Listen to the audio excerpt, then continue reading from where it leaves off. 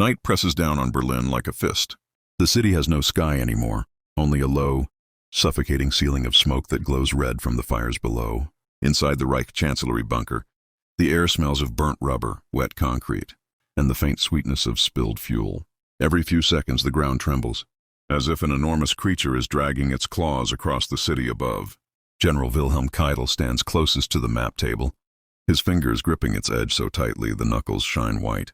Sweat beads along his hairline despite the cold.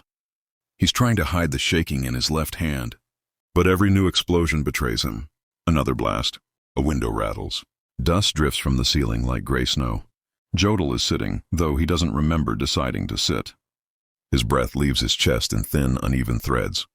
He stares at the single candle burning beside the radio. Its flame bends. Each time the earth shudders, like it too is afraid. Somewhere above them, Britain is bombing the capital.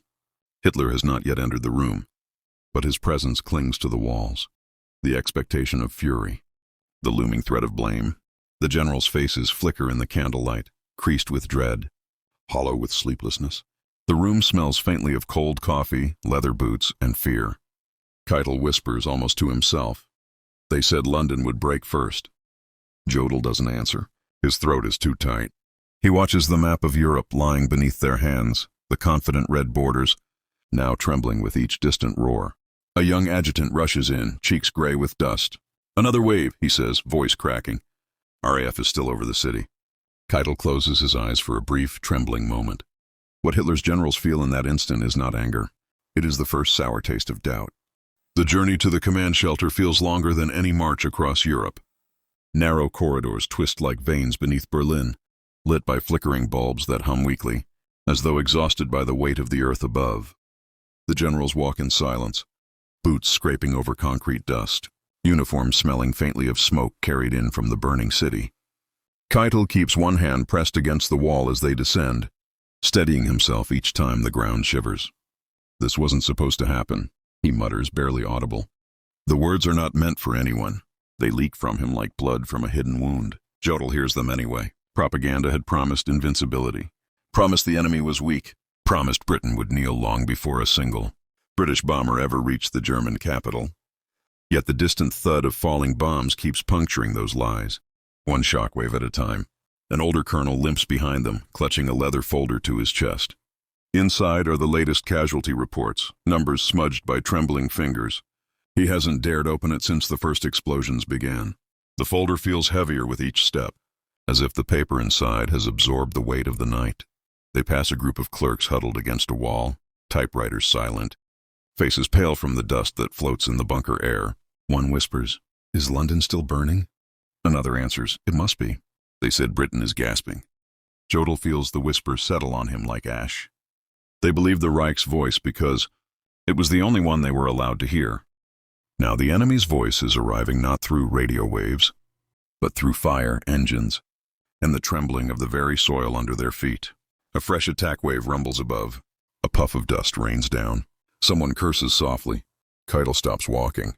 "Britain dares to strike the capital," he whispers, almost tasting the disbelief on his tongue. This is the journey not toward safety, but toward the shattering of certainty. They reach the deeper command chamber just as another concussion ripples down from the night sky. The lamps sway. A thin crack zigzags across the wall like a hurried signature of the chaos above. Someone has placed a metal bowl of water on a table for the officers when the next bomb hits.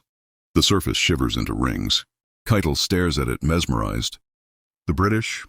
They're striking deliberately. Not randomly, deliberately. The words taste metallic in his mouth.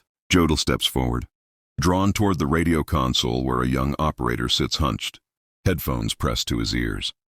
His face is ghost pale, lips parted slightly as though braced for pain. "What reports?" Jodl asks. The operator swallows. He seems too young to hold the weight of the sentence forming behind his eyes. "Direct hits in Mitte, Charlottenburg, and," his voice falters, "near the government quarter." Silence thickens the room. A fresh explosion rolls through the bunker, deeper, closer. The ceiling dust falls in a slow, delicate veil.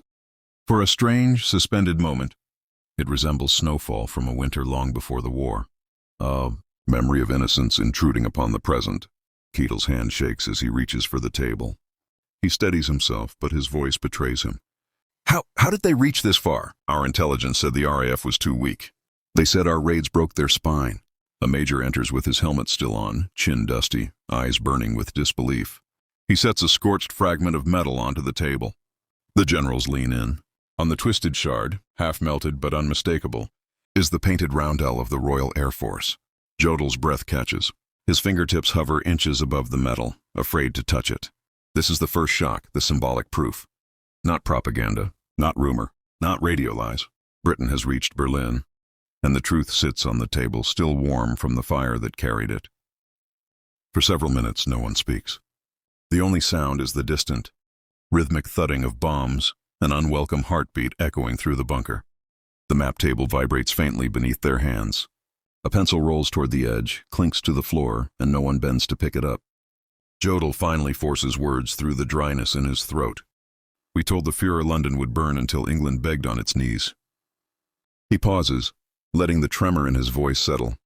And yet, it is Berlin that burns. Keitel's jaw tightens. The muscles twitch as if battling thoughts he does not dare voice. He adjusts his uniform, collar even though it doesn't need, adjusting anything to keep his hands occupied. The British wouldn't dare launch something large, he whispers, as though saying it aloud might make it true. This must be symbolic, a nuisance, an attempt to frighten us. Another explosion answers him, this one so violent that the lamps flicker to near black. Papers lift off tables, fluttering in the blast wave like startled birds. A typewriter crashes to the floor, keys chiming in a metallic scatter. A messenger rushes in, breathless, cheeks streaked with soot. A firestorm has broken out near the Tiergarten. Civilians fleeing toward the river. Fire brigades overwhelmed. The words hang in the air like smoke. Keitel blinks rapidly, eyelids fluttering. He grips the back of a chair so hard his nails leave crescents in the wood. Impossible. The British do not have the strength for this. Jodl turns away from him. He has seen the red glow leaking. Through the bunker entrance earlier, the trembling reflection of a city in agony. He has smelled the burning rooftops, the acrid taste of singed paint and smashed stone drifting down stairwells. And now, staring at the scorched RAF fragment lying on the table, its colors warped but undeniable, he feels something colder than fear settle in his chest. Not just the shock that Britain has struck the capital, but the sinking, suffocating realization that everything they had been made to believe might already be crumbling. The deeper they retreat into the bunker, the quieter their voices become. It is not intentional. Fear simply compresses language, squeezes it smaller, thinner, until even generals speak like men sharing confessions in a church pew. A low table has been set with cups of tea gone cold. No one touches them. The steam has died long ago, leaving only a faint skin forming on the surface, fragile, trembling with each distant blast. Jodl stares at his cup as if some answer might lie in its cloudy reflection. Two officers stand near the doorway, whispering in frantic, incomplete sentences. They said Britain was nearly running out of planes. Impossible. Our intelligence lied or was lied to. Their voices crack like thin ice. Keitel moves toward the far corner, pretending to study a wall map. His shadow flickers across Europe as though retreating from its own outline. With each new explosion, his shoulders tense, rising toward his ears, then sinking again like a man being repeatedly dunked into freezing water. What will the Führer say? Someone murmurs. No one answers. No one can. Hitler's rage is legend in these walls.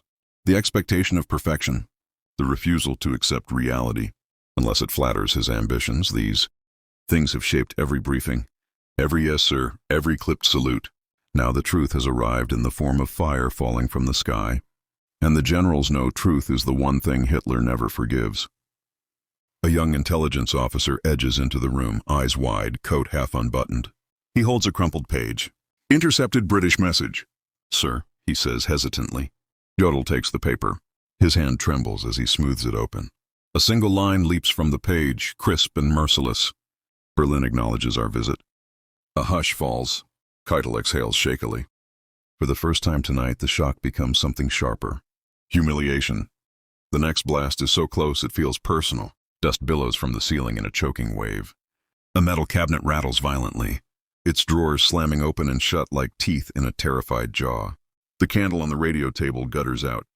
leaving the room briefly in half-darkness before the emergency lamps hum awake. Keitel covers his ears too late. The thunder rolls through him, leaving a ringing silence in its wake.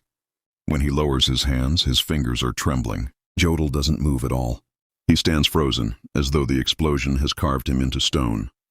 His eyes are fixed upward, past the ceiling, past the earth, toward the city burning above them.